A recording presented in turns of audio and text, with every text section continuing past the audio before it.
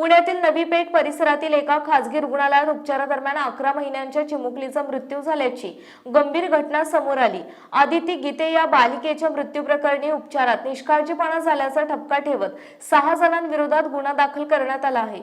या प्रकरणी सहकारनगर पोलीस ठाणे येथे तक्रार नोंदवण्यात आली असून doctor Mukund Sangamnerkar, doctor Ganesh Arekar, doctor Shridhar Jadhav, doctor Radha Sangamnerkar तसेच परिचारिका मनीषा शिंदे आणि सरिता सुतार यांच्यावर गुन्हा दाखल करण्यात आला आहे। हे सर्व चिन्मय नर्सिंग होम हॉस्पिटल येथे कार्यरत असल्याची माहिती आहे। मिळालेल्या माहितीनुसार डॉक्टरांनी तिच्या शरीरातील पाणी कमी झाल्याचे सांगत उपचार सुरू केले।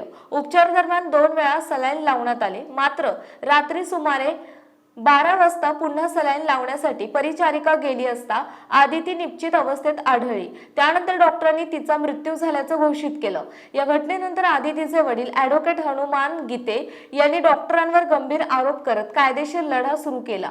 ससून रुग्णालयाच्या तज्ञ समितीने दिलेल्या अहवालात उपचारात निष्काळजीपणा झाल्याचं नमूद करण्यात आलं। तसेच उपचारानंतर रुग्णालयातील कागदपत्रांमध्ये फेरफार केल्याचा आरोपही त्यांनी केला। दरम्यान डॉक्टर मुकुंद संगमनेरकर यांनी आरोप फेटाळत बालिकेला तीव्र डिहायड्रेशन झाले होते आणि तिची प्रकृती आधीच गंभीर होती असे सांगितले। शवविच्छेदन न झाल्यामुळे मृत्यूचे नेमके कारण स्पष्ट झाले नसल्याचंही त्यांनी नमूद केलं। या प्रकरणामुळे खासगी रुग्णालयांच्या कामकाजावर पुन्हा एकदा प्रश्नचिन्ह उपस्थित झाले असून पुढील तपास सुरू आहे।